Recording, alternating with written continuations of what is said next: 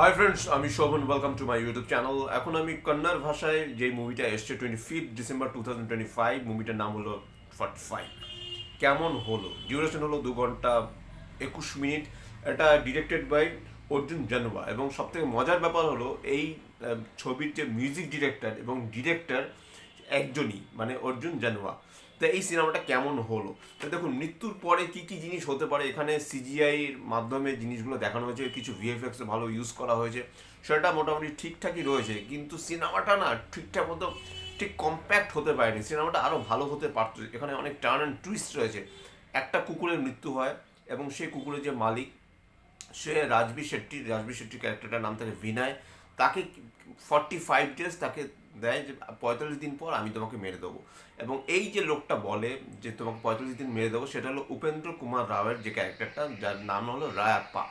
রায়াপ্পা কিন্তু বিনয়কে এই থ্রেটটা দেয়। তো এই যে কুকুরের মৃত্যুটা হয়েছে, আমি একটা স্টোরি স্পয়লার দিচ্ছি এই কারণেই, কারণ এইভাবে না হলে আমি ভিডিওটা স্টার্ট করতে পারতাম না।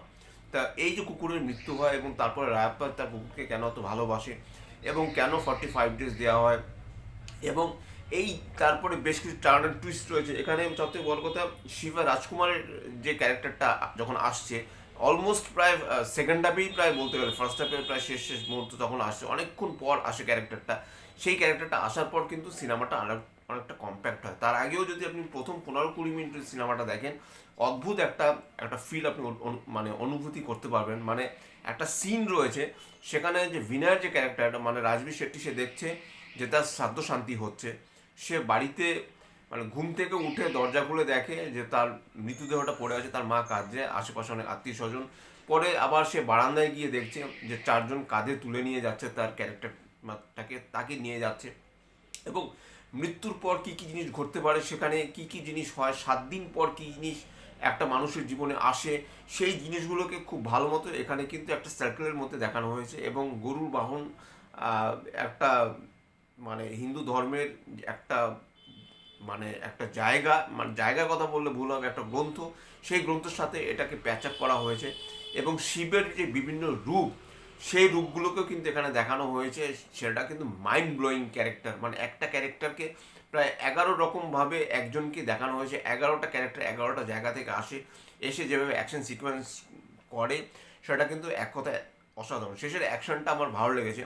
এছাড়া সিজিআই বা ভিএফএক্স এর কাজ আরও ভালো হতে পারতো। আমি জানি না এই মুভির বাজেট কত, কিন্তু সিনেমাটা শেষ অবধি এই মুভিটার বাজেট রিকভারি করতে পারবে কিনা সেটাও যথেষ্ট সন্দেহ রয়েছে। কিন্তু কোথাও গিয়ে এখানে আরও ভালো হতে পারত। যেমন মানে রাজবীর শেট্টির যে ক্যারেক্টার বিনয় যে গার্লফ্রেন্ড মেঘনার অ্যাকচুয়াল নাম হলো কস্তুরবা মানি। তো সেই ক্যারেক্টারটা আরও এখানে এনগেজিং হতে পারতো। সেই ক্যারেক্টারটাকে খুব একটা বিল্ড আপ দেওয়া হয়নি, তার মাকেও খুব একটা রাখা হয়নি। এই ক্যারেক্টারগুলোর সাথে যদি আরও জুড়ে যাওয়া যেত, তাহলে কিন্তু আরও ভালো হতো। এবং উপেন্দ্রকে কিন্তু ভালো লেগেছে, মানে রায়াপ্পার যে ক্যারেক্টারটা অসাধারণ একটা ক্যারেক্টার। সে যেরকম বাইক নিয়ে ঘোরে, সামনে মানে ষাঁড়ের মাথা লাগানো শিং, এবং তার যে টিমটা তাকে থেকে থেকে ভয় দেখাচ্ছে, এবং বিনয় প্রায় ভয় পাচ্ছে, ভীতু একজন মানুষ।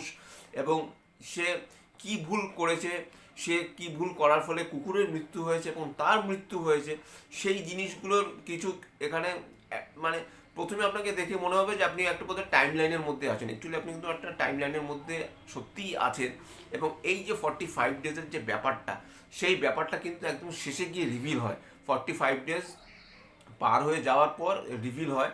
এবং বিনয়ের যে ক্যারেক্টারটা, মানে রাজবীর শেট্টি যেটা প্লে করছে, সেটা এক্স্যাক্টলি কী, সেই জিনিসটা কিন্তু এখানে খুব সুন্দর ওয়েতে দেখানোর চেষ্টা করা হয়েছে। কিন্তু আমি তারপরেও বলবো যে কন্নড় ফিল্মস তারা আগে থেকে অনেক এগিয়ে গেছে, এবং তারা যেই ট্রাইটা নিয়েছে, যে টার্ন অ্যান্ড টুইস্টটা এখানে ইউজ করা হয়েছে, সেটা বেশ ভালো।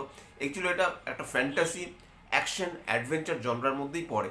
এবং এই সিনেমাটা আরও ভালো হতে পারতো। এবং রান টাইমটা সত্যিকার অর্থে 2 ঘন্টা 21 মিনিট মোর দ্যান এনাফ। এটাকে মানে অনেকটা ট্রিম করাই যেত, এটাকে 2 ঘন্টায় শেষ করাই যেত। আমার কোথাও গিয়ে মনে হয়েছে যে এখানে 20-25 মিনিট হয়তো বা এই মুভিটাকে এক্সট্রা নিয়ে যাওয়া হয়েছে।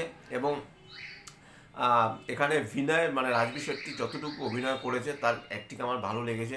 সে যথেষ্ট কন্নড় একজন ভালো একজন অ্যাক্টার, সেটা নিয়ে কোনো কথাই হবে না। অনেক দিনের পুরনো বর্ষিয়ান একজন অভিনেতা, এবং উপেন্দ্রকে নিয়ে তো কোনো কথাই হবে না। এবং শিবা রাজকুমারের যে ক্যারেক্টারটা সেও যথেষ্ট ভালো, সে আসার পর না বেশ রীতিমতো জমে গেছে আর কি, এটাই হলো বলার।